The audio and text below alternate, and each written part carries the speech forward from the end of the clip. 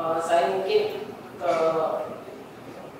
Siti Adiati dulu. Ini yang tadi saya ceritakan. Siti Adiati merupakan bagian dari gerakan seni rupa baru. Dia mengawali karir, mengawali dunia seninya itu sebenarnya menjadi penari. Jadi itu yang kemudian menyebabkan dia tertarik pada instalasi. Jadi walaupun belajar sebagai pelukis, masuk ke jurusan seni lukis, tetapi banyak kemudian menciptakan karya-karya instalasi karena itu berhubungan dengan gagasan tubuh, bagaimana tubuh bergerak, bagaimana tubuh menghadapi ruang. Dan sejak awal dia tertarik juga pada gagasan tentang cermin misalnya. Ini adalah karya yang dibuat 1975. Di belakangnya itu adalah cermin, jadi dia melukis di atas cermin. Jadi kalau untuk ukuran, mungkin kita sekarang melihatnya biasa gitu ya, tapi di tahun 1975 itu melukis langsung ke cermin itu sesuatu yang belum banyak dilakukan, dan ini membuat dia harus berdebat dengan guru-gurunya misalnya. Ini karya yang termasuk masih tersimpan cukup baik di studionya, yang lain udah hampir rusak. Ini juga bulanan ini adalah karya instalasi yang dipamerkan 1977. Semua ini dipamerkan bersamaan dengan pameran gerakan seni rupa baru.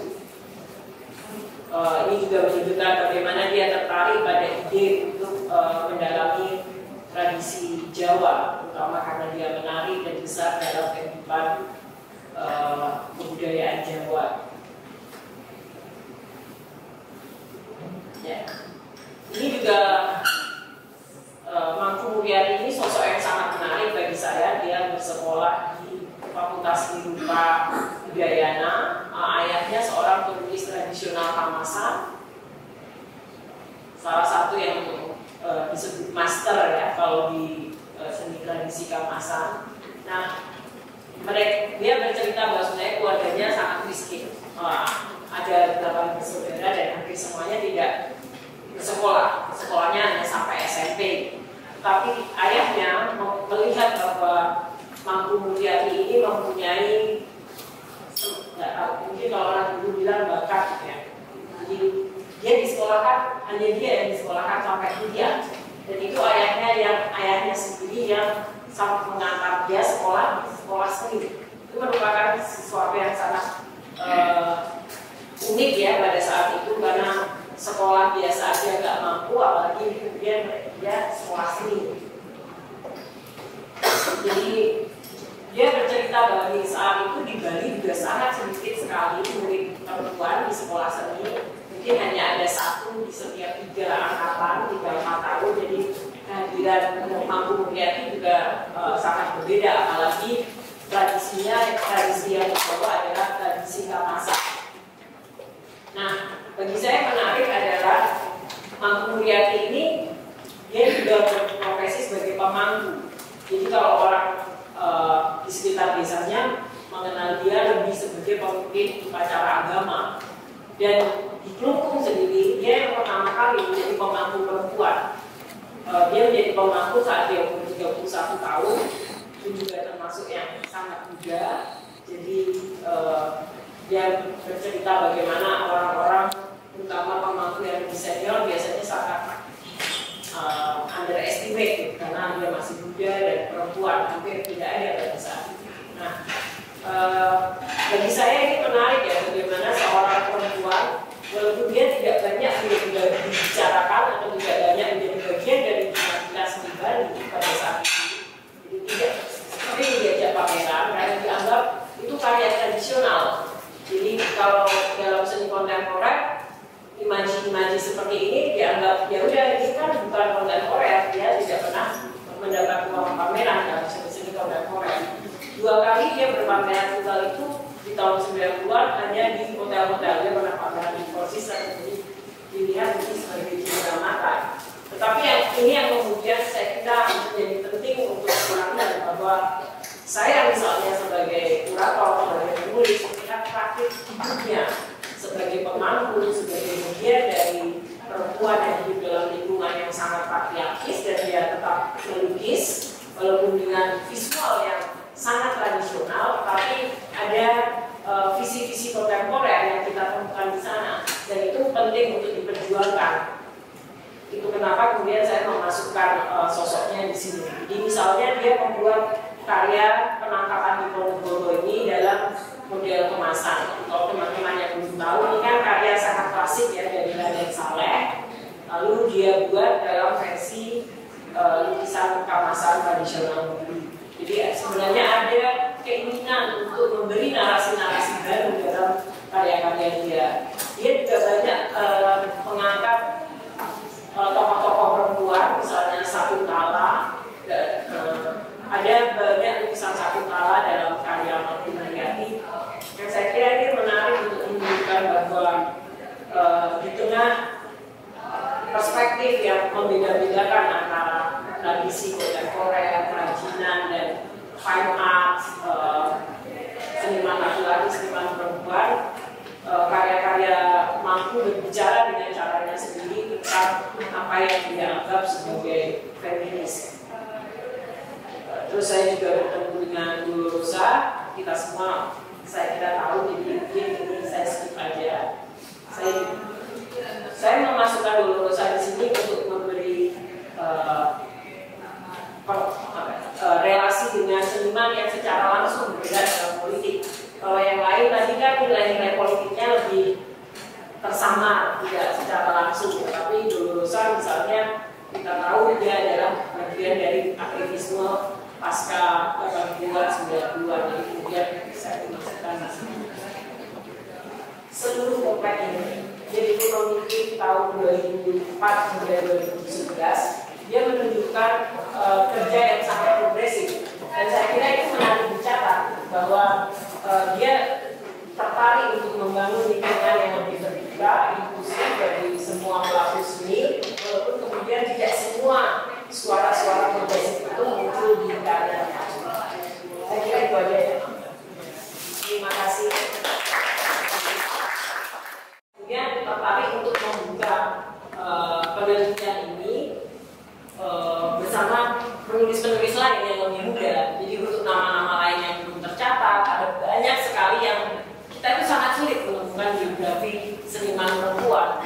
Nah, sebagian besar yang kita temukan di sejarah masih nama-nama laki-laki dalam yang disebut sebagai kanon seni. Jadi saya sangat terinspirasi dengan proyeknya Mbak Novi. Terima kasih sudah berbagi, dan pengen melanjutkan ini membukanya agar semua orang bisa membaca kembali sejarah kita dan menuliskannya dalam perspektif yang lebih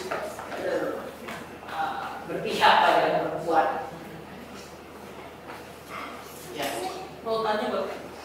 Ya, kalau itu yang Alia riset itu perempuan di zaman modern. Karena intinya selalu James Packard, lalu itu suara James Packard atau itu suara efek sono. Ada Bonyong Putih Adi juga, tapi dua orang itu kan sangat jarang dan hampir kita tidak mengenal karya-karyanya. Nah, ketika ada inisiatif tentu saja penerbitan yang dilakukan, misalnya Indonesian Women Artists yang ditulis oleh Ibu Karla Wianpur, yang sekarang sudah memasuki 2 edisi, bagaimana rentang zaman itu mempengaruhi praktik mereka. Nah, ini yang kemudian saya coba lihat bagaimana mereka juga bergulat dengan situasi-situasi politik di situ. Tahun 80-an juga menandai kalau ini terbawa ombak di laut, Nani Firman meninggalnya. Dan terus katanya keluarganya memang sangat sulit untuk dikulit. Jadi bagi saya itu masih proses yang agak lama untuk menuliskan. Padahal karya-karyanya saya di antara GSFB saya paling suka ya, sangat cukup progresif dan cukup lantang dalam kritisisinya.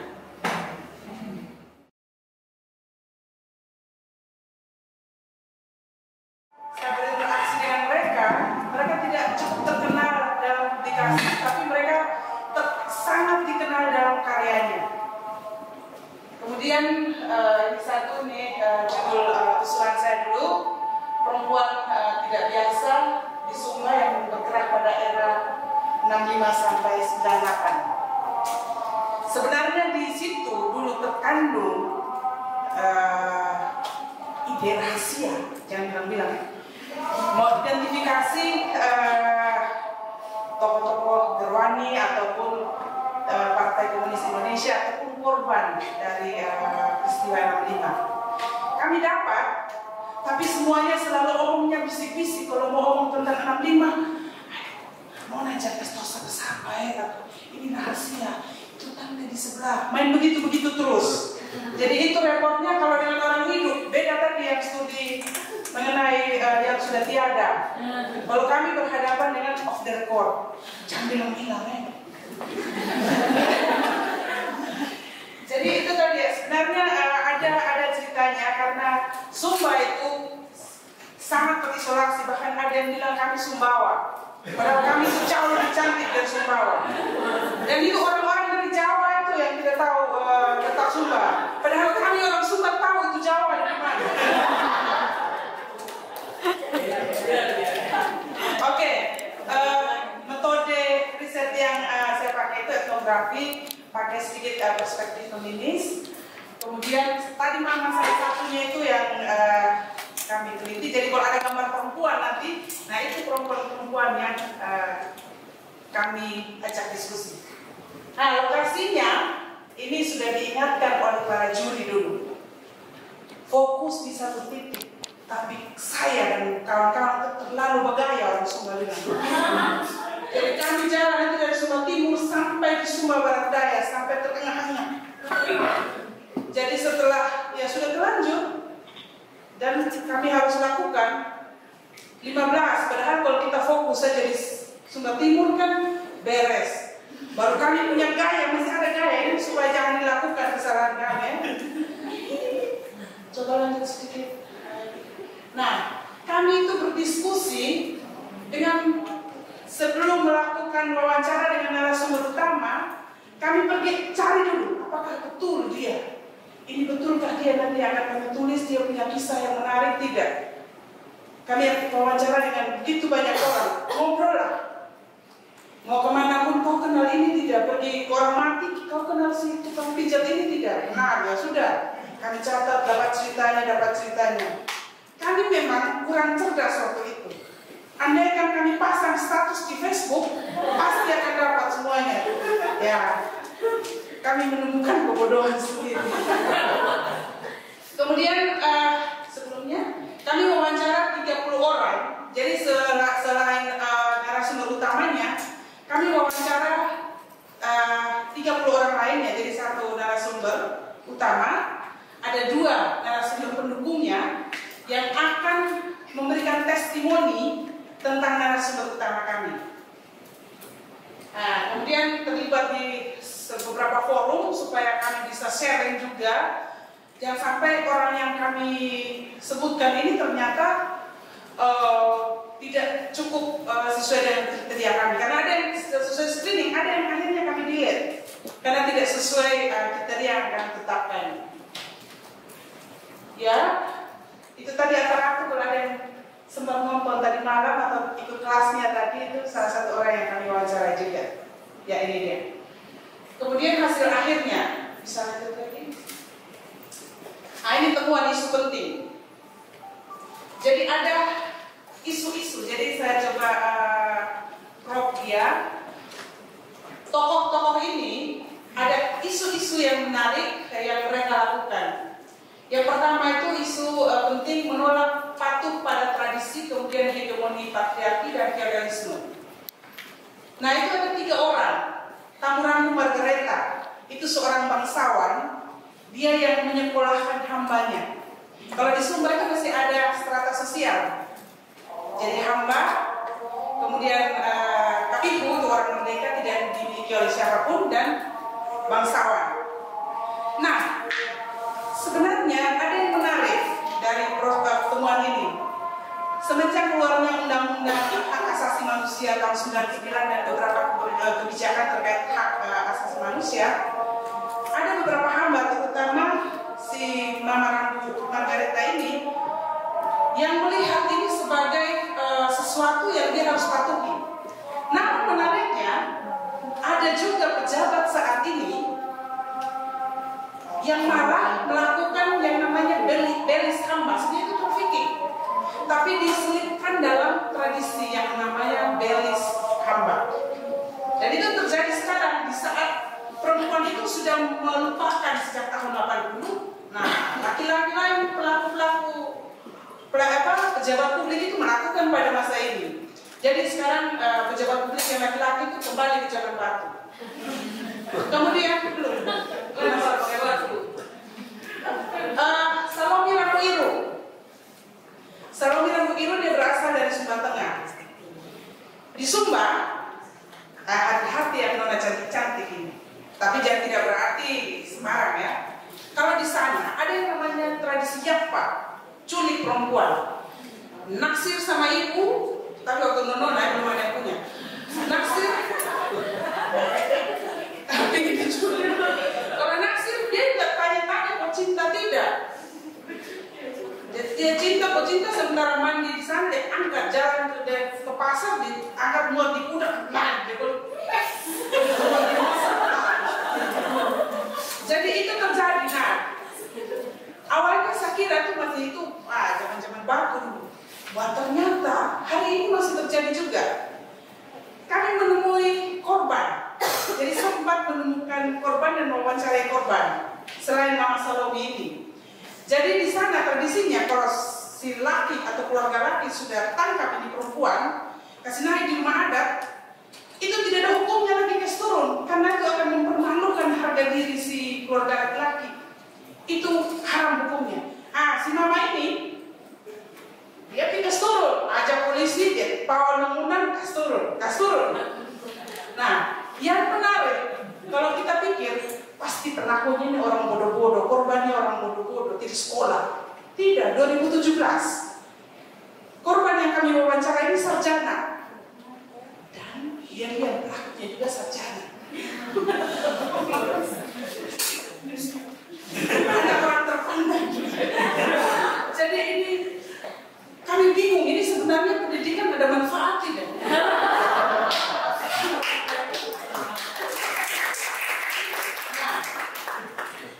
sekarang Mama Hoi Milameha. Mama Hoi Milameha itu dia seorang perempuan, dia janda. Dia janda waktu umur 40 tahun. Nah, dalam tradisi Sumba, begitu saya misalnya jadi janda, karena waktu saya menikah saya sudah menjadi klan atau marga sebelah. Saya sudah di kampung besarnya laki sudah. Jadi begitu suami saya meninggal, saya adalah milik dari klan sebelah.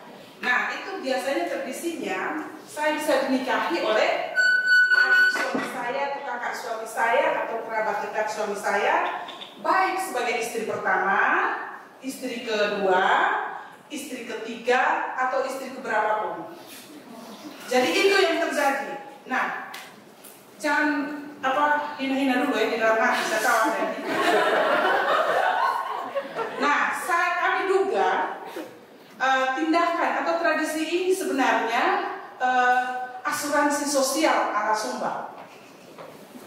Jadi zaman dulu kan perempuan masih sangat, dia sudah pindah, dia tidak punya hak tidak punya warisan, tidak punya hak di keluarganya. Jadi dia pindah ke keluarga laki-laki. Nah, pada masa itu kerja-kerja di wilayah publik itu didominasi oleh laki-laki. Perempuan hanya di rumah, dia tidak sekolah, dia tidak kerja. Jadi mungkin orang Sumba dulu berpikir, wah kalau nanti dia sudah jadi janda, bagaimana ini? Dia kasih makan bagaimana sama anak-anak, sama ponaan kami dan semua. Jadi mungkin tradisi itu ada. Tapi kami belum temukan apakah itu betul atau tidak, ini dugaan kami saja. Si Mama Hoi menolak menikah dengan kerabat suaminya karena dia mau menyekolahkan anaknya. Ada 8 anaknya dan akhirnya sekolah dan 8 anaknya itu semua sarjana, ada yang S1, S2 dan mereka sukses dengan mengandalkan gajinya 47.300. Itu pensiunnya pada tahun 83. Tapi dia punya strategi-strategi yang keren, termasuk jam 3 kasih bangun anak-anak untuk pergi jual tauge. Nanti kisahnya keren nanti itu, harus dibaca. Dia terkenal sebagai anggota DPRD, tapi belum ada yang secara rinci menggali apa yang dilakukan sehingga dia jadi anggota DPRD. Bahkan ada satu periode yang harusnya dia sudah dicoret. Jadi tahun 92-97 itu dia dengar kabar bahwa namanya dicoret dan tidak bisa jadi caleg dari Golkar pada masa itu. Yang dia lakukan apa? Dia bilang ke ada pertemuan orang Golkar se-NTT di Kupang. Dia kasih MC, kasih waktu saya 2 menit. Naiklah ke panggung, dikasihlah naik di panggung. Di panggung dia buat apa? Dia baca puisi. Nah, turun dari baca puisi, esoknya namanya dihidupkan kembali, tidak jadi dicoret. Menariknya, kami wawancara satu anggota dewan yang muridnya dan juga pernah menjadi teman anggota dewan di kabupaten. Ngobrol-ngobrol dia bilang, tahun 92 itu sebenarnya saya sudah harus ke Kupang. Terus kenapa Bapak tidak jadi ke Kupang? Tiba-tiba mereka mengatakan saya dan saya tidak tahu. Kami bilang, ada ceritanya Mama Ima begini, jangan sampai saya yang dicoret dulu. Nah, dugaannya dia betul yang dicoret. Dia itu calon buah, dan ternyata dia dicoret. Nah, kami mencoba melihat bagaimana kekuatan seni yang dipakai oleh Mama Ima bisa menyentuh hati rakyat. Dia kalau pergi kampanye tidak repot-repot, baca puisi, lihat seniman, ajak seniman naik panggung, menyanyi bersama. Dia tanya sudah kepada ibu-ibu, apa persoalan mereka, atau dia sudah pergi dulu. Nanti dia waktu kampanye dia akan bicarakan persoalan ibu-ibu di kampung itu. Jadi orang itu merasa kenapa dia tahu di persoalan kami. Jadi dia menggunakan cara yang sangat mama-mama. Pergi ke mata air, pergi ke pasar untuk diskusi dengan mama-mama. Dan dia tahu isu yang lagi menguat di mama-mama itu apa. Hingga nanti panggung kampanye dia bisa sampaikan itu. Di Sumba kurang lebih ada 9 bahasa. Dia menguasai sedikit. Jadi kalau di daerah ini dia akan menggunakan bahasa ini untuk menyapa warga meskipun 1-2 kata. Begitu juga dengan daerah lain. Kemudian Mama Kahing Ataratu. Domin lagi. Saya macam sedikit sekali. Orang hidup tidak. Jadi kalau Kahing Ataratu ini yang tadi nyanyi dan ada di sini, dia menyembuhkan luka. Mama Ataratu tidak ada di sini. Dia cerita bahwa dia itu korban kawin paksa. Jadi dia kawin paksa dan akhirnya harus menikah dengan orang yang tidak dicintai karena diguna-gunai. Dia punya pacar dan dia sayang sekali. Pacarnya mencipta lagu dan dia menyanyikan. Tapi akhirnya harus berpisah. Begitu dia tahu suaminya mengakui bahwa dia guna-gunai si Ataratu. Akhirnya Ataratu untuk membalas sakit hatinya pacarnya dulu atau membuat dia lepas lega, diciptakan lagu untuk itu. Yang menarik dari Ataratu juga, dia menciptakan lagu-lagu perlawanan terhadap penguasaan lahan, perkawinannya investor dengan pemerintah Sumba. Jadi begitu mereka menguasai lahan, dia buat lagu itu dan menyanyikan di pesta-pesta. Kemudian juga solidaritas terhadap perempuan. Jadi lagu pertamanya dia ciptakan umur 13 tahun tentang seorang perempuan yang sarungnya jatuh di pasar. Ini yang dilakukan oleh Mama Ataratu. Kemudian saya cepat saja, Kati Raja dan tadi sebelum itu Kati Raja dan Suster Matea Wijaya. Mereka melakukan perubahan dalam gereja. Itu ada advokasi. Kalau Kati Raja ini di gereja Kristen Sumba, dulu pekerja perempuan yang menikah dibuatkan SK-nya itu berhenti bekerja karena sudah menikah harus urus suami, urus anak-anak. Nah itu tahun 72 mereka lakukan advokasi dan itu mau keren sana, tidak ada HP, jalan saja harus tunggang kuda, tidak ada kendaraan, sulit. Mereka berjejaring lewat gereja dan mereka advokasi tahun 74 muncul kebijakan baru. Jadi meskipun sudah menikah, perempuan tetap bisa bekerja di gereja. Suster Matea, dia setia dengan 3 kaulnya. Dia anak dari seorang yang sangat kaya raya di Palembang, memilih Sumba untuk berkarya, bahkan hidup yang pada titik minus. Lanjut, kayaknya cepat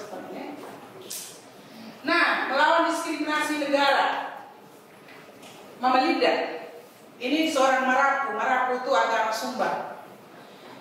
Dia setia melawan negara yang mendiskriminasikan mereka untuk melakukan akses terhadap layanan publik, pendidikan dan macam-macam. Kalau KTP Marapu coret, masuk di pertemuan-pertemuan tidak punya agama, kena sindir, betapa tertekannya. Dia sebagai perempuan dia pernah bawa pisau ancam guru di sekolah karena anaknya dipukul karena anaknya itu Marapu. Nah si mama ini datang dan berhadap-hadapan. Nah yang menarik dari statement mama ini tentang pluralitas yang terjadi di Indonesia, kampung Sumba itu punya tradisi namanya Kulabodu, Marapu. Jadi bulan pahit atau bulan suci orang Sumba itu selama 1 bulan. Nah mereka harus hening, tidak boleh berhubungan seks, tidak boleh ada pesta, tenang, tidak boleh pukul gong. Nah kampung itu dikelilingi oleh masjid, gereja Katolik yang 1 hari 3 kali pukul lonceng, di masjid yang 1 hari 5 kali. Dan foto sendiri satu pesta olahraga yang juga dengan seni yang diciptakan oleh Presiden Soekarno. Kalau tidak salah launchingnya itu tahun 63 bulan November setelah Asian Games. Kemudian ada itu sebenarnya juga semacam bagian dari politik negara-negara berkembang untuk menghadapi negara yang menganggap ini negara maju. Ya mungkin negara maju lah ya. Perempuan Sumba itu apa? Kalau yang saya baca dapat dari mama itu mereka bercerita mereka menari ke sana. Jadi ada menari Sumba. Jadi akhirnya tarian yang mereka kumpulkan ada sekian banyak perempuan. Mereka namakan tarian Ganevo juga. Saya pikir dulu Ganevo itu sebenarnya ada nama tarian. Ternyata setelah cek itu nama satu event. Namun Ganevo sendiri tahun yang Ganevo ketiga pertama 63, kemudian 66, tahun 70 itu dibatalkan. Jadi tidak terjadi lagi dan akhirnya tidak sudah ditutup. Jadi mereka menari di sana. Menari di dalam pesta. Pertanyaan tambahan, tarian Ganevo-nya berarti koreografinya mereka sendiri. Mereka sendiri. Tapi nggak tahu siapa. Ada beberapa orang termasuk si mama yang saya wawancara itu dia menyebutkan nama-nama orang yang terlibat, yang menari. Dia memang tidak ikut ke sana tapi ikut melatih dan berlatih bersama perempuan-perempuan yang di sana. Latihannya di Jakarta. Tidak, latihannya di Sumba, mereka pentasnya di Jakarta. Tapi sekarang udah nggak ada lagi yang menari. Nah ini dia yang saya harus cek karena memang waktu kecil kami menari bilang ini tarian Ganevo. Tapi saya baru tahu itu bahwa tarian Ganevo yang dulu waktu kecil kami nyanyi tarian itu ada kaitannya dengan sebuah event yang besar. Saya pikir dulu ini nama sebuah tarian, ternyata itu nama sebuah event. Kan tadi Bapak bilang laki-laki tidak akan biarkan dia turun dari rumah adat gitu ya. Itu tidak ada persetujuan pihak perempuan untuk misalnya kemudian menikah dengan keluarga laki-laki itu ya. Karena saya pernah dengar juga tradisi, memang istilahnya bawa lari anak orang gitu, tapi itu di Flores ya. Namun itu kemudian namun kemudian bahwa perempuan itu sendiri mau dibawa lari sebagai suatu cara untuk mengatasi biaya belis yang mahal, mas kawin yang sangat mahal, jadi kemudian perempuannya dibawa lari aja. Dengan itu pihak perempuan nggak harus ketika itu bayar belis dulu. Tapi saya nggak tahu apakah kemudian di Sumba prakteknya sama. Kalau tadi kan Mbak bilang seakan-akan perempuan tidak punya kuasa untuk bilang saya nggak mau loh. Dan kemudian yang menarik juga kan tadi Mbak bilang pendeta itu seakan merestui ya. Kalau perempuan diculik lalu kemudian ada pesta di depan ada keluarga laki-laki. Kalau sependek pengetahuan saya, salah satu bahwa perempuan dan laki-laki menikah bila ada persetujuan dari keduanya. Tradisi kekristenan memang tidak mendukung atau bahkan sangat menentang perceraian. Tapi bila dalam suatu perkawinan ada unsur paksaan atau bahkan penipuan, perkawinan itu bisa dibatalkan. Jadi sangat menarik bahwa ternyata kejadiannya begini gitu. Mungkin bisa dijelaskan lebih lanjut ya. Itu suka sama suka perempuan dan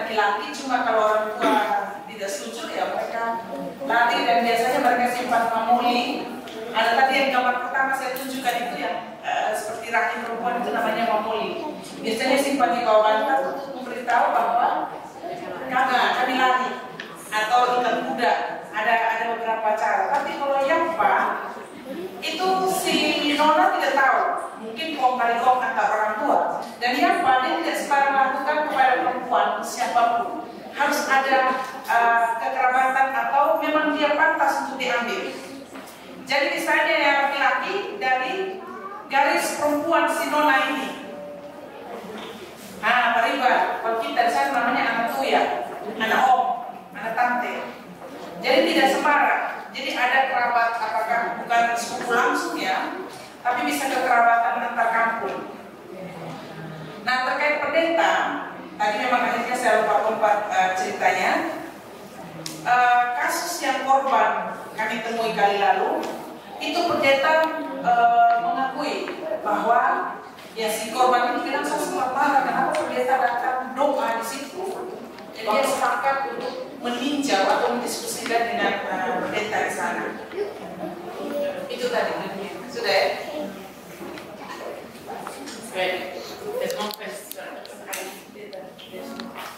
Kita lanjut jam 4 masih oke. Oke, ada berapa? Kita dua terakhir ya. Ada Kak Ita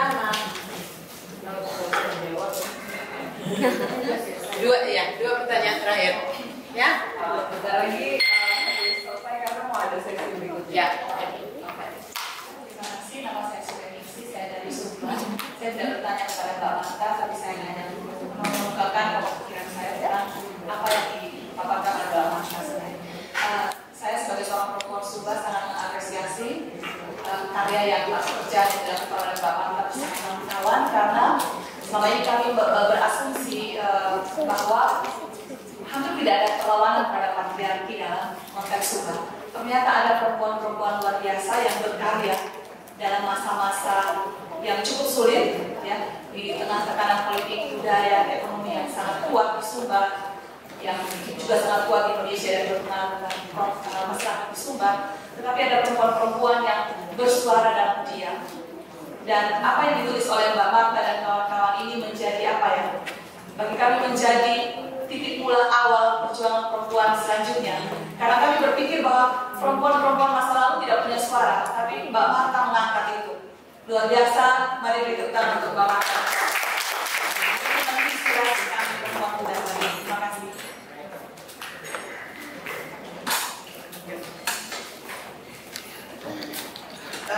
Saya mengusulkan dari hasil diskusi ini untuk story ini, untuk wilayah Sumba, untuk membuat semacam teorisasi tentang feminisme berangkat dari pengalaman-pengalaman perempuan di bawah. Karena kalau hanya dituliskan begini, tetapi kita hanya melihat atau membaca cerita, tetapi kita perlu membuat semacam theorizing practice dari pengalaman perempuan, dan itu belum pernah di Indonesia, hanya sedikit-sedikit. Jadi selalu kita berargumen, berwacana dengan teori dari teori liberal semuanya, tetapi tidak pernah membuat semacam theorizing practice dari pengalaman perempuan.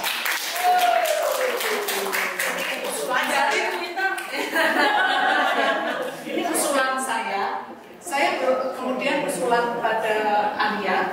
Saya belum membaca bukunya Alia, tetapi akan menarik. Misalnya gerakan seni rupa baru yang waktu itu ada Bonyong, ada Mbak Ati, ada semua. Tadi Alia baru mungkin karena waktunya Alia, tetapi kenapa ada gerakan seni rupa baru? Dimensi politik apa ketika itu sehingga menimbulkan gerakan seni rupa baru? Ini kan belum, saya mungkin sudah ditulis, tapi karena saya belum membaca itu, karena ini penting. Jadi dimensi kesejarahan menjadi penting untuk bisa memberikan suatu pandangan atau perspektif tentang di sana dulu ada gerakan ini. Ya. Jadi ini menjadi penting untuk dilihat. Jadi saya meminjam dari Beru bahwa kita harus merumuskan dari politik of location. Jadi kita harus merumuskan bagaimana sih feminisme itu, jadi jangan asal bilang feminisme, tapi politik of location itu menjadi penting. Dan untuk merumuskan politik of location ini, karya-karya Martha yang dari Sumba ini menjadi sangat penting, menjadi acuan kita, sehingga kita bisa membuat semacam rumusan baru, tidak hanya meminjam dari luar, tetapi punya rumusan baru. Dan kita sebetulnya sudah kaya, apa yang dikerjakan teman-teman ini, kita bisa merumuskannya itu usulan saya. Terima kasih. Ini gerakan, ya saya bilang ya ini kayak gerakan kecil-kecil gitu ya. Tapi menggali pengetahuan perempuan dan perlawanan perempuan dari masa lalu. Ini kerja teman-teman ini kayak menjembatani ya, gitu. Jadi sangat penting. Dan yang saya suka tadi itu yang dikatakan oleh Mbak Novi bahwa ini sebenarnya kerja ini nggak sekedar mengajarkan sejarah, tapi ini kerja-kerja emosional. Ini sesuatu yang memang kita menjalin hubungan yang khusus antara perempuan, dan itu nilai dirinya menurut saya ada di situ. So gitu. Nah itu, thank you. I think that's the tantangan ke depan, bagaimana sih theorizing a local feminist practice, dan buktinya dari teman-teman hari ini sudah banyak sekali ini material yang bisa dipakai untuk itu. Oke, dengan itu saya tutup sesi. Terima kasih banyak semua ya.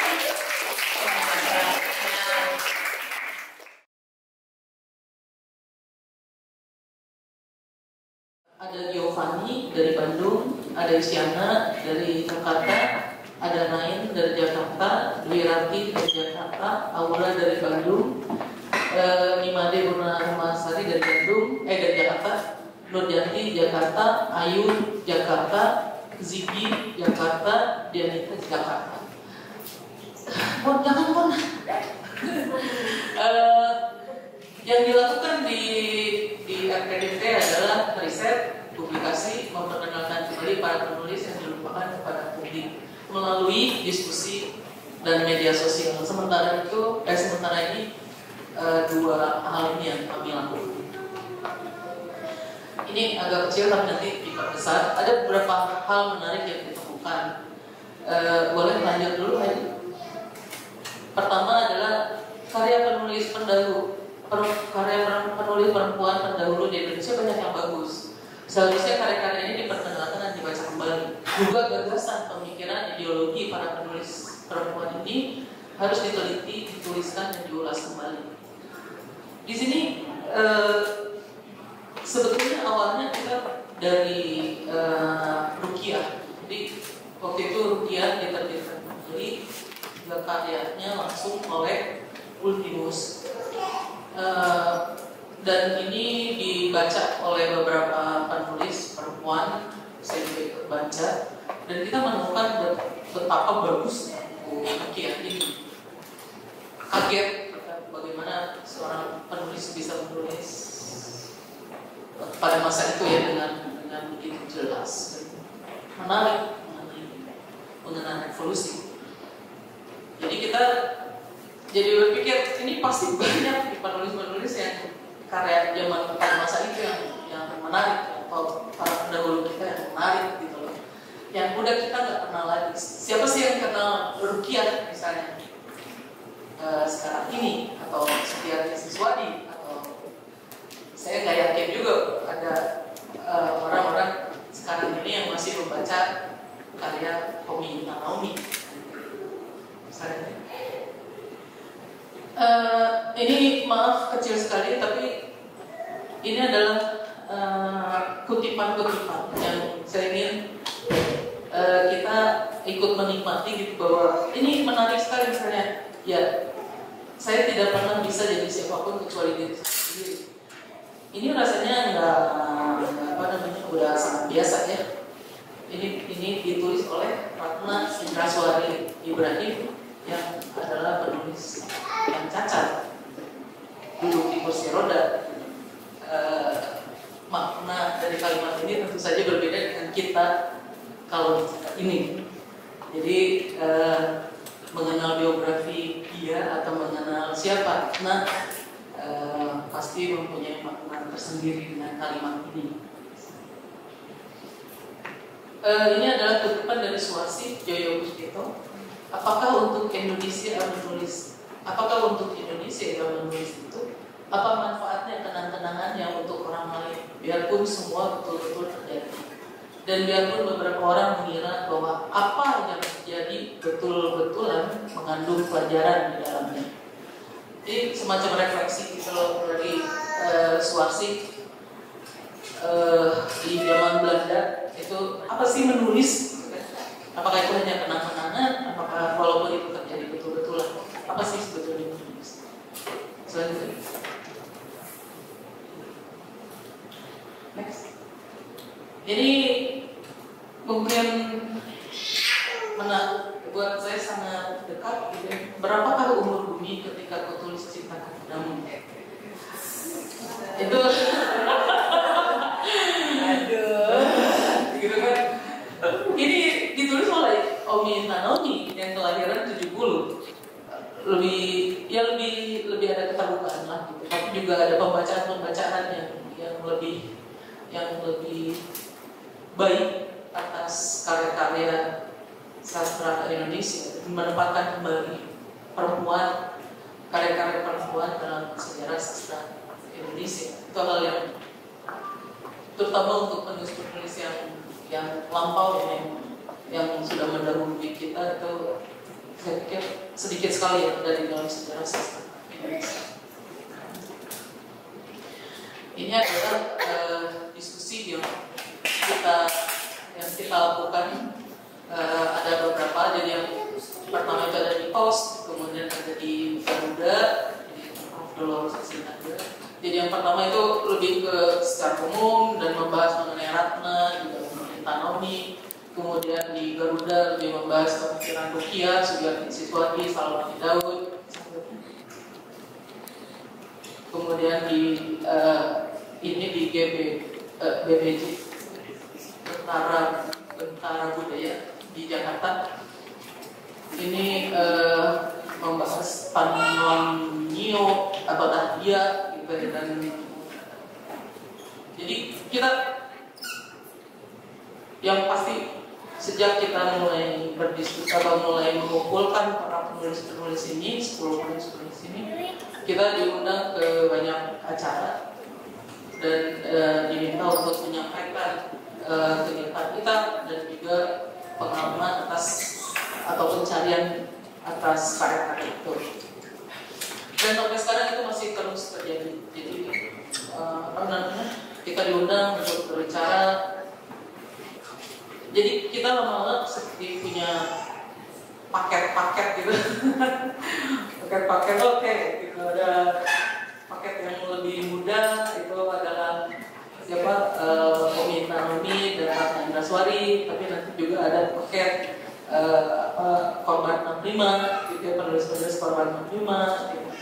Terus nanti ada yang order baru, jadi persoalan-persoalan yang lebih dekat ke persoalan-persoalan order baru seperti Maria Ulfa kan juga ada di dalam betul-betul ada di dalam order baru, tapi atau juga tema-temanya misalnya mengenai poligami itu udah dimulai oleh dia gitu. Jadi dalam arti poligami atau melawan oleh poligami itu sudah dimulai oleh Maria Ulfa. Jadi itu tema lama yang sebenarnya kita juga belum. Oke, ini adalah contoh sebetulnya apa yang kita lakukan di media sosial untuk memperkenalkan kembali para penulis para penulis yang sudah meninggal itu. Jadi kita upload, kita unggah biografi pendek di Instagram, di Facebook, misalnya mengenai Omi Nanomi. Jadi ini nanti untuk yang tertarik silakan bisa dilihat di Instagram Ruang Perempuan dan Tulisan, itu bisa dibaca. Selain biografi jadi ini ada kutipan. Jadi yang tadi kutipan Omi Nanomi, berapa kau berbumi ketika bercinta kepadamu, itu dipilih oleh perisetnya Kemudian ini adalah karya-karya Umi Tanomi yang bisa dikumpulkan, yang kita temukan, yang ditemukan oleh perisetnya, dikompilasi, dan ini semua masuk atau diunggah di Instagram. Dan ini adalah perisetnya, Ryan. Jadi masih ada satu lagi belum masuk? Ada satu. Nah, ini kenapa misalnya hal yang menarik dari Umi Tanomi. Ini saya ambil contoh Umi Tanomi karena sangat dekat, tapi orang udah lupa. Dan karena kenapa dia diangkat gitu oleh si perisetnya atau dipilih oleh perisetnya dengan alasan yang kadang-kadang sangat cemen gitu ya. Sebelum 65 dihapus jadi agak sering ketika 65 dapat jadi yang mengaku atau penulis-penulis Garwani atau PKI kayak gitu tuh kita nggak kenal sama sekali. Rukiah kita baru kenal karena Rukius. Sugiyarti Siswadi kita nggak kenal sama sekali. Jadi sangat sedikit kita juga punya bahan mengenai mereka. Dan ini juga ditemukan oleh kawan yang beriset mengenai Sugiyarti Siswadi bahwa ada aturan dari Kemendikbud yang melarang karya-karya Sugiyarti Siswadi dan Rukiah untuk diterbitkan. Dan itu tuh kayak nggak bisa diapa-apain gitu loh, nggak bisa diapa-apain. Ya Rukiah tetap diterbitkan, nggak ada juga yang melarang atau yang kemudian mencabut ya karya-karya itu. Sampai sekarang nggak ada. Tapi itu bisa selalu dipakai untuk jadi alat gitu akan ketika penguasa akan menjadikan isu 65 diangkat kembali dan dipakai untuk ulang, itu pasti akan bisa selalu dipakai. Tapi kan itu kayak nggak bisa apa-apa, itu terang-terangan banget gitu loh. Ada semua bukti ada, tapi kita nggak bisa ngapain. Atau sampai sekarang nggak ada yang mengambil inisiatif untuk melawan itu atau untuk menganulir itu.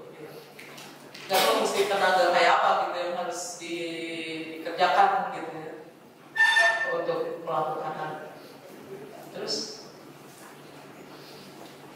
ini juga yang dilakukan ya, misalnya ini yang sebelah kiri itu Sugiyarti Siswadi. Kita enggak menemukan foto sama sekali dari Sugiyarti Siswadi kecuali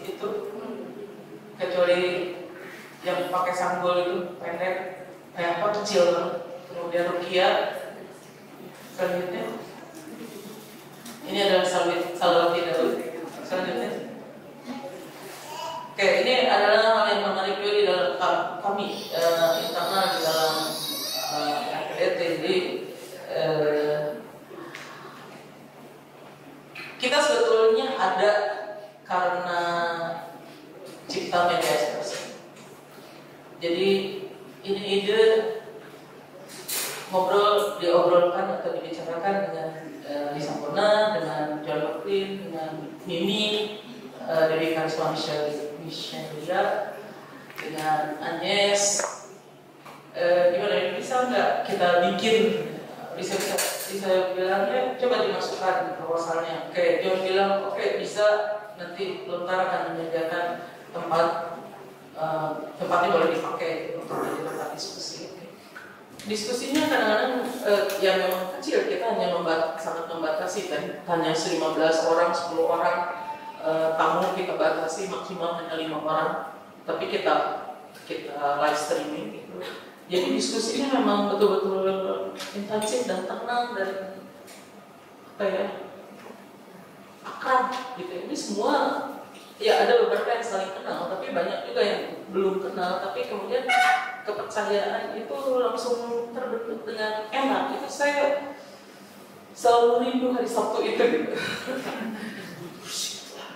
Terus kenapa? Nyetrum. Speakernya. Hah? Ada presentasi Novi kayaknya. Udah ya? Karena tadi Novi romantis. Iya. Jadi kira-kira gitu ya. Secara jadi lebih ke inisiatif 10 penulis, membaca 10 penulis. Terima kasih sudah sampai.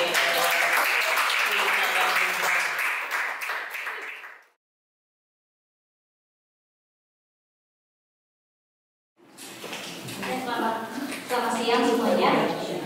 Terima kasih banyak sudah hadir. Saya sudah menyiapkan presentasi. Sebelumnya saya mencerita dulu. Bang, kira-kira ada nggak pernah nemu nggak tokoh Sunda lainnya selain Dewi Sartika? Dia memberikan saya nama Lasminingrat. Itu pertama kali saya dengar tahun 2017 akhir. Akhirnya saya penasaran sekali dengan tokoh ini. Dan di internet ada, kita googling, ada sedikit-sedikit, cuman kok nampak sekilas sekali ya, padahal di Google itu ada 3 buah karyanya, tapi saya nggak tahu karyanya itu bersifat tentang apa.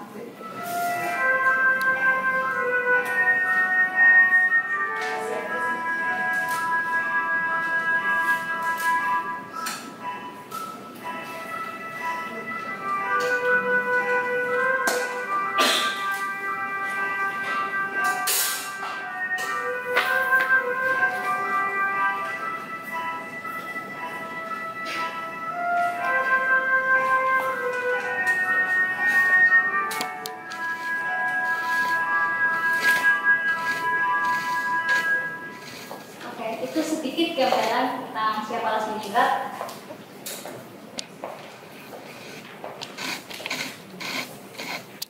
Nah, mengapa saya pilih Lasminingrat? Yaitu untuk menambah perbendaharaan tokoh perempuan di Sunda. Gitu. Dan menariknya dia ternyata lebih dulu dari Dewi Sartika itu yang tidak banyak kita ketahui. 1843 sampai 1948, 105 tahun usianya, sangat panjang. Lalu siapa sih Lasminingrat? Kenapa dia bisa sampai menulis 3 buku di abad 19, 1875? Ya, siapa lagi kalau orang yang tidak punya akses ke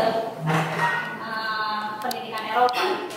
Dia adalah anak, dia foto, ini 1890-an yang kiri. Fotonya sudah sangat eksklusif, ketika fotografi baru ada, dia sudah foto dengan sangat mewah, mungkin pada saat itu. Dia anak seorang kepala penghulu Limbangan yang mempunyai akses ke pejabat kolonial Belanda. Jadi buku-bukunya didapat dari sana, dari Karel Fredrik Holle, petugas pejabat kolonial Belanda, dan dia punya perkebunan teh dari Cikajang. Lalu foto yang, dia di bukunya dia menulis kutipan seperti ini. Jadi bukunya itu saduran, tetapi di tiap sadurannya dia menambahkan pendapat-pendapatnya sendiri. Buku-bukunya yang saya temukan bahasa Sunda, dalam bahasa Sunda aksara Jawa, gitu. Jadi ada satu buku lagi yang belum berhasil saya transkripsi karena masih aksara Jawa. Yang aksara Latin sudah bisa dibaca, tapi tetap bahasa Sunda yang agak lama, bahasa Sunda ini. Ini hasil penerjemahan, jadi dia memilih kenapa saya memilih untuk menulis agar apa? Dia bilang di salah satu opininya juga agar bisa menghilangkan kegundahan hati, katanya gitu. Di situ disebutkan Tuan dari Pasir. Saya tuh yang belum ketemu cukup dicatat, bertanya pada Tuhan, meminta nasihat Tuhan. Yang dimaksud adalah Karel Fredrik Holle. Jadi Tuan dari Pasir, Pasir itu perkebunan atau pegunungan di Garut istilahnya. Nah ini ada satu lagi Mbak. Nah ini buku-bukunya: Carita Erman terbit 1875, Wanasari Jilid 1 1876, Wanasari Jilid 2 1880. Semuanya diterbitkan sama Lans. Saya bingung bacanya. Dia cikal bakal yang Balai Pustaka. Cikal bakal yang Balai Pustaka. Ini cover-cover buku Lasminingrat. Dan nama Raden Ayu Lasminingrat saya temukan di katalog tahun 1877 di katalog Hindia Belanda yang memuat penulis-penulis yang mengeluarkan buku di Hindia Belanda. Nama Lasminingrat mungkin salah satu dari banyak penulis laki-laki lainnya yang tercatat di katalog tersebut. Nah, ini publikasi riset saya. Karena saya memang sasarannya adalah masyarakat muda di Sunda, saya tidak sasarannya masyarakat muda di Sunda, maka saya membuat IG Lentera dan Perempuan agar mereka dapat mudah mengaksesnya dan menulis essai populer. Kenapa tidak berbentuk kajian? Karena kalau misalkan kajian nanti yang baca tidak tepat sasaran. Karena saya ingin mengatakan bahwa di Sunda ternyata sudah ada perempuan yang memang luar biasa sekali untuk menolak perjodohan dan lain-lain di tahun tersebut. Ya, di beberapa essai populer juga ada di Magdalena dan di Jurnal Perempuan bisa diakses dengan mudah. Mungkin segitu dulu, jadi.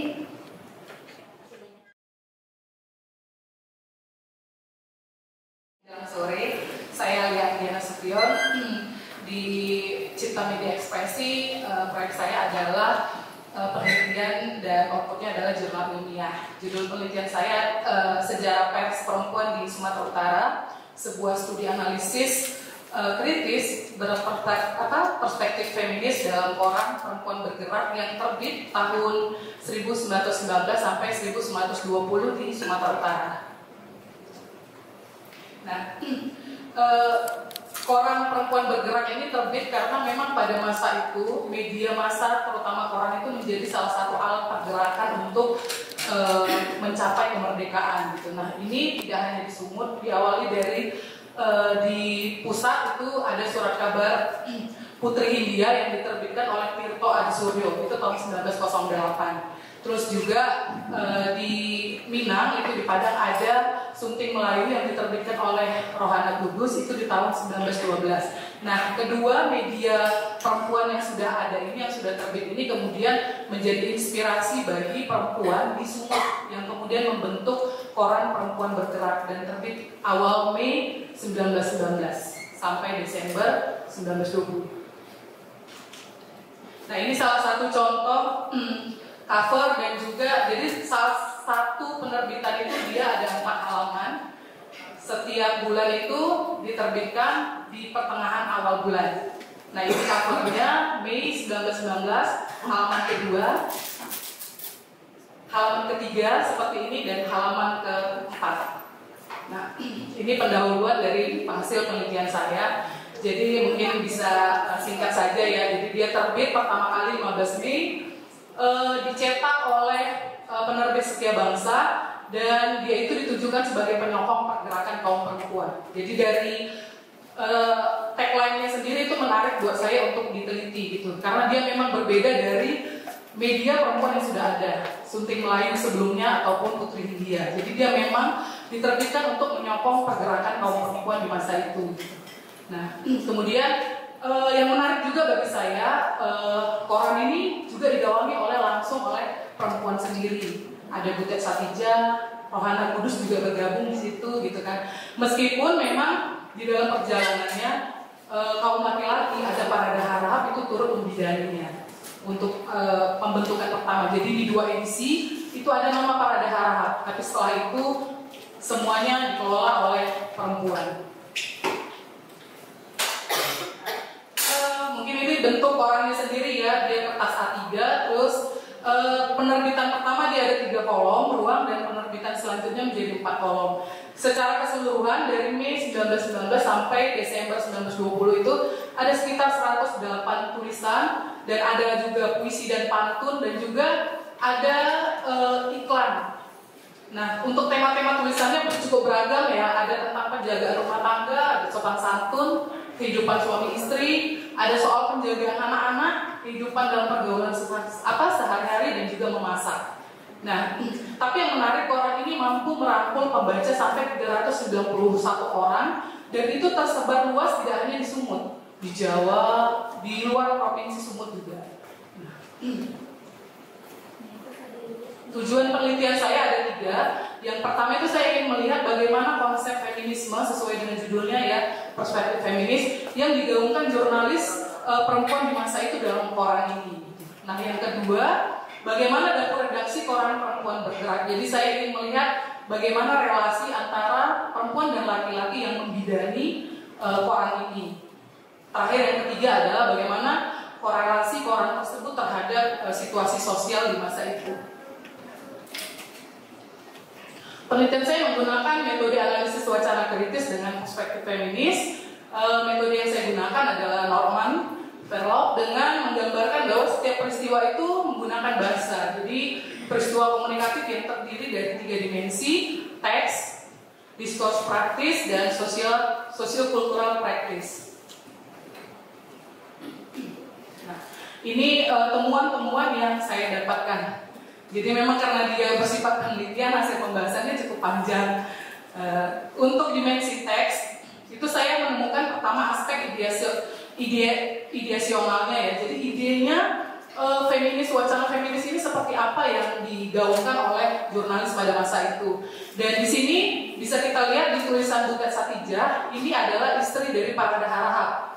Setelah saya cari di literatur dan menemukan dia adalah istri Parada Harahap, dan edisi Mei dia menulis bahwa feminisme kita ini hendaklah kita tujukan menurut jalan yang elok dan bersih supaya pergerakan kita ini tiada terhambat-hambat, adat, idaman dan elok itu jangan kita lampaui. Jadi di tahun 1919 perempuan Sumut itu udah bicara tentang feminis gitu.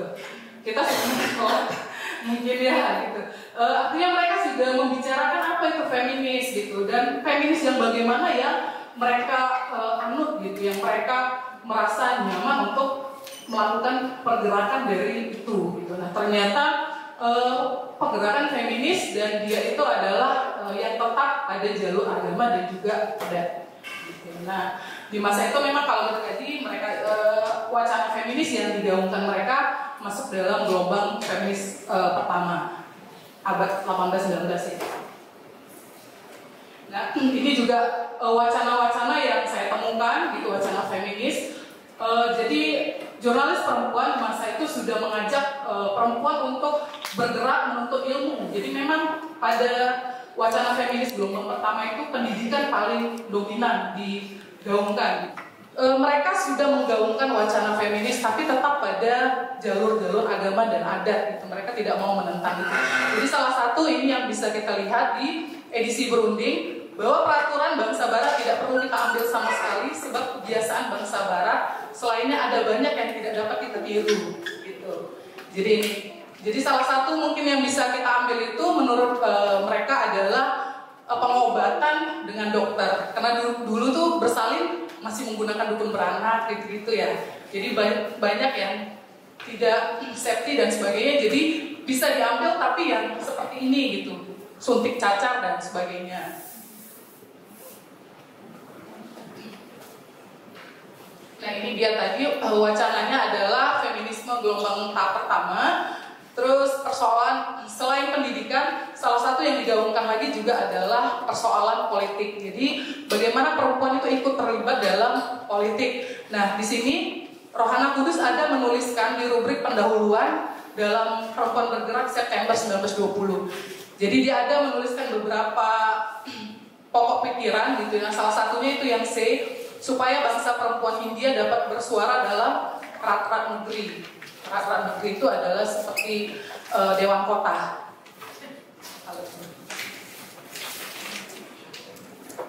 Nah, di dalam teks, dimensi teks saya juga meneliti bagaimana aspek relasional tekstual. Jadi aspek ini melihat bagaimana pola hubungan penulis dengan khalayaknya, gitu ya. Antara partisipasi publik, tokoh maupun bagaimana penulis membentuk jaringan dan sebagainya. Nah, di sini saya menemukan bahwasannya aspek ini ada di sebuah rubrik yang namanya berunding.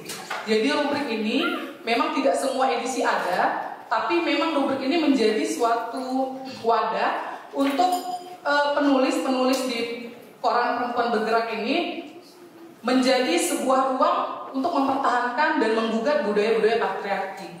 Nah, ini ada di beberapa edisi. Salah satunya yang saya ambil tetap adalah masalah pendidikan. Jadi dia di berunding Juli 1919, wahai kaumku pihak perempuan, saya memperingatkan, jika bukan kita sendiri mesti memperbaiki nasib kita dengan sekerasnya, Dan bila kita asik masuk dengan kelemahan kita dan kecantikan kita, sudah tentulah kita akan tinggal tercicir selamanya. Jadi dia memang mengajak perempuan. Terus juga ada di edisi berunding lainnya, itu dia menggugat poligami ya, itu ada juga. Jadi memang ini berunding ini rubrik yang menjadi ruang ruang untuk memetakan bahwasannya kita harus mendobrak budaya patriarki yang terjadi gitu. Nah, di dimensi teks itu ada aspek ketiga adalah identitas. Ini melihat bagaimana perempuan bergerak dan gerakan perempuan pada masa itu. Nah, bagaimana perempuan penulis-penulis melahirkan koran ini. Nah, ini ada langsung di Perempuan Bergerak Mei 1919 menyatakan bahwa lahirnya perempuan bergerak itu tidak bermaksud jahat. Lagi-lagi wacananya kita ini cuma mau menyuarakan kita perempuan dan harus maju secara pendidikan, kuantitas, dan kita tuh tidak mau, kalau bahasa di sini redheads dibilang bebas gitu ya, seperti mungkin perempuan di luar gitu. Jadi dia di dalam edisi ini dibuat bahwasannya kelahiran perempuan bergerak ini tidak bermaksud jahat, tapi sebaliknya akan menyokong kemajuan pihak perempuan yang bersetuju dengan kemauan sekarang, jadi dengan kemajuan gitu. Dan bersama-sama kaum laki-laki untuk melakukan pergerakan gitu ya, dan juga bagaimana perempuan dan laki-laki bersama-sama pada percaturan yang sama untuk bisa setara di masa itu gitu. Jadi memang di situ mereka mengatakan bahwa kami bukan mau bebas loh, bukan mau liberal gitu. Tapi kami tetap pada aturan agama dan adat, dan tapi kami mau berkembang gitu. Kami mau perempuan itu mengecap pendidikan dan sebagainya. Nah, inilah dari dimensi teks wacana feminis yang saya temui di dalam koran Perempuan Bergerak. Oke, saya selanjutnya dimensi praktik produksi teks. Di sini di dimensi kedua ini saya menemukan relasi yang timpang. Jadi meskipun Parada itu sudah mau membidani orang ini, tapi ternyata di dalam tulisannya dia masih menilai bahwa perempuan itu tetap di bawah laki-laki gitu. Jadi dia bilang perempuan memang harus kamu mendapatkan pendidikan. Kenapa? Dia bilang karena perempuan itu harus menjadi guru nomor 1 gitu untuk anaknya. Jadi lagi-lagi perempuan itu baliknya ke domestik. Perempuan juga menuliskannya di dalam teks. Jadi di dalam Perempuan Bergerak Mei 1919 itu Siti Rupiah itu menggugat tentang keberadaan Nyai. Di tahun 1920 itu ada 3 edisi yang full itu tentang tulisan bagaimana perempuan di Amerika. Jadi bagaimana perempuan di sana, perkembangannya dan sebagainya itu full. Oke, nah ini tantangan ya, kemarin Mbak Hedi bilang masukkan tantangan yang dialami saat meneliti. Tantangan saya sebenarnya tidak terlalu banyak, hanya saja memang minim literatur. Mungkin juga karena saya di daerah, itu buku-buku mengenai jurnalis perempuan sumur ini itu sangat minim. Jadi saya untuk mengambil PDF-nya Perempuan Bergerak ini saya harus ke Perpusnas, terus juga untuk menggali kuburan tadi yang Mbak Edi ya. Untuk menggalinya saya harus menjumpai tokoh-tokoh pers juga sejarawan. Dan ternyata ketika saya bertemu dengan mereka juga hanya tahu yang umum, sejarah pers yang umum. Jadi ketika saya tanya bagaimana koran Perempuan Bergerak, siapa itu Butet Satija, siapa itu Siti Sahara dan sebagainya, mereka tidak ada yang tahu. Dan ini memang sangat membuat saya, aduh kemana lagi saya harus mencari. Ini yang juga membuat saya agak lambat dalam penelitian gitu. Jadi ketika saya ingin menemukan ini siapa mereka gitu, latar belakangnya apa, ini tidak ada di dalam literatur manapun. Bahkan tokoh pers Sumut yang terkenal Muhammad Said dalam bukunya Pertumbuhan Pers Sumut itu sama sekali tidak ada menyebutkan apa sih koran Perempuan Bergerak ini. Dia hanya menyebutkan bahwa koran Perempuan Bergerak ini terbit di sini, dicetak oleh Setia Bangsa, terus terbitnya Mei 1919 sampai Desember 1920. Cuma itu titik. Dan itu saya tidak menemukan apa lagi ini gitu. Koran Perempuan Bergerak ini apa? Itu tidak ada. Itu mungkin tantangan dari saya. Terima kasih.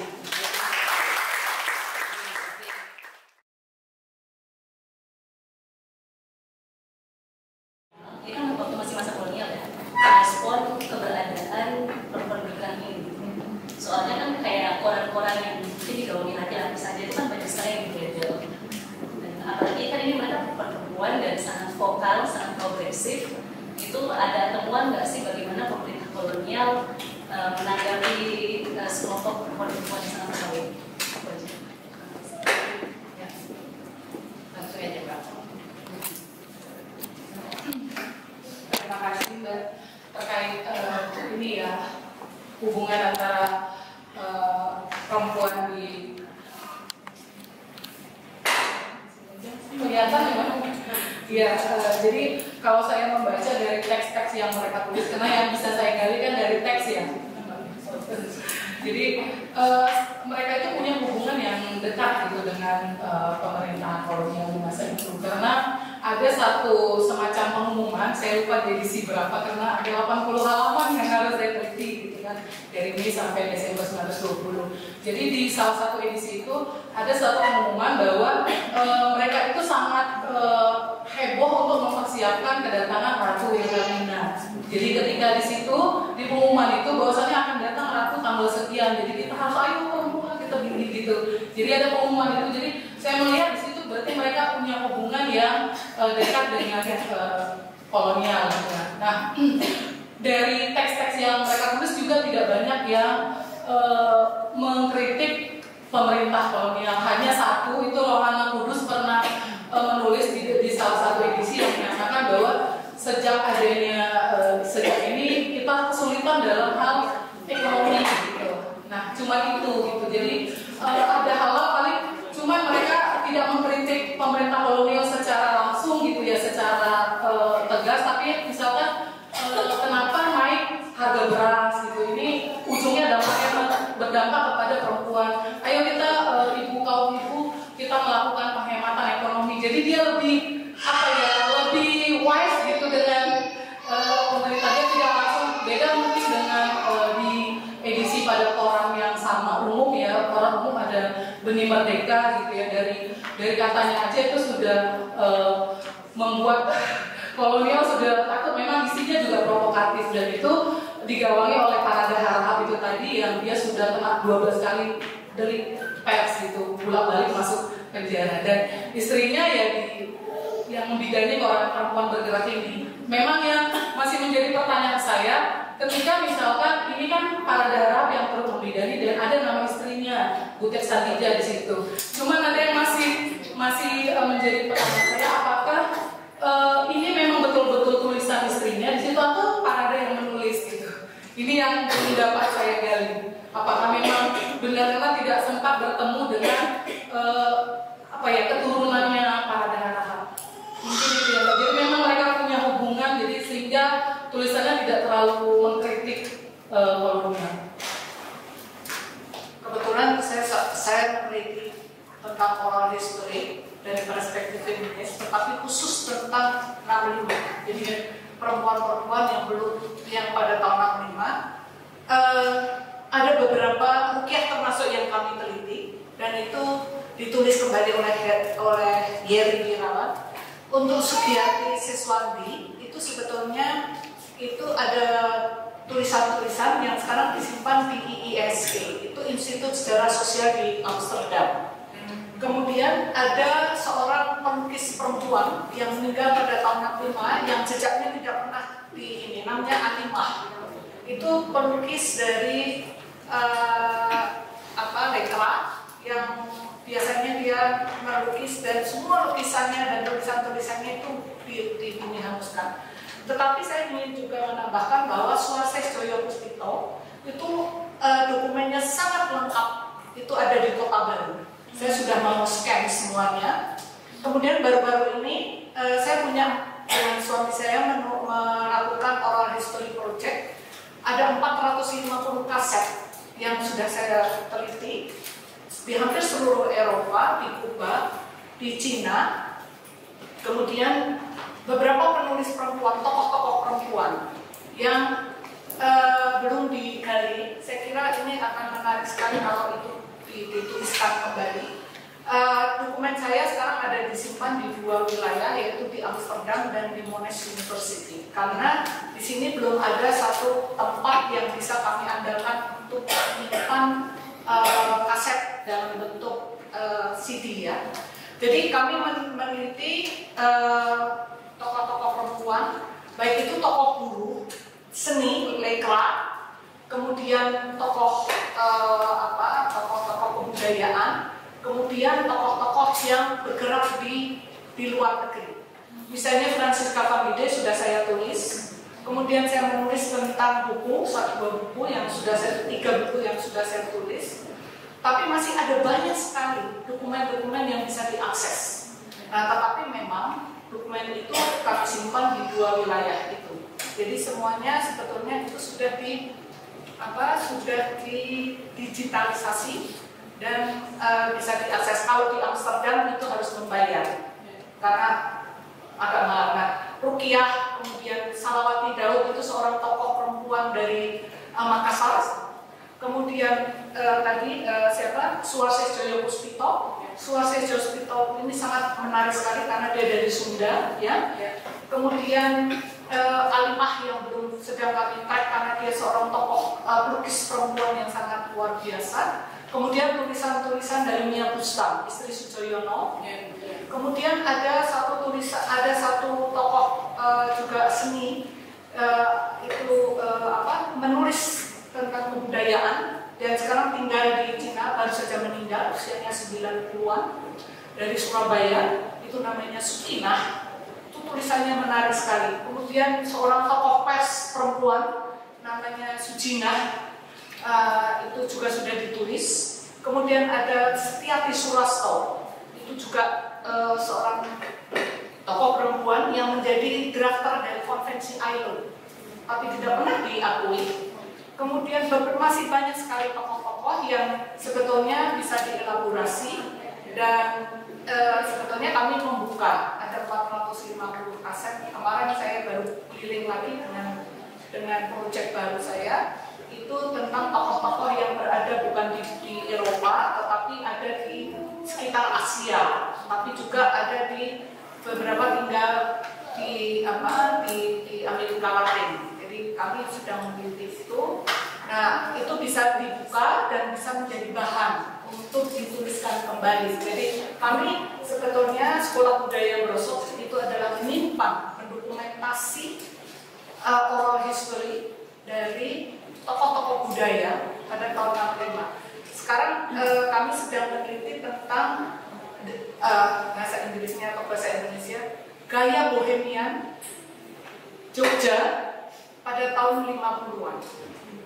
Jadi bagaimana seniman-seniman Jogja pada tahun 50-an berbohemian, dan itu lanskapnya adalah lanskap alun-alun di mana Sujoyono, Avandi, kemudian lanskap di Sentul di mana orang-orang lain. Jadi ini juga dokumen-dokumen ini saya hanya mau sharing bahwa itu juga itu ada di Sekolah Budaya Brosok. Jadi bisa diakses, bisa tapi mungkin memang harus